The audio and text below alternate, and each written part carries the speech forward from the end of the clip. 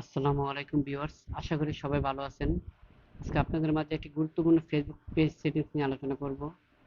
আপনারা যারা ফেসবুকে প্রতিনিয়ত ভিডিও আপলোড করে থাকেন, ইতিমধ্যে দেখা যাচ্ছে আপনাদের সেই ভিডিওগুলো খুব বেশি ভাইরাল হচ্ছে না, যার কারণে আমাদের রিচ এঙ্গেজমেন্ট গুলো কমে যাচ্ছে। চলুন তাহলে দেখা যাক আজকে সেটিংস গুলো কি কি।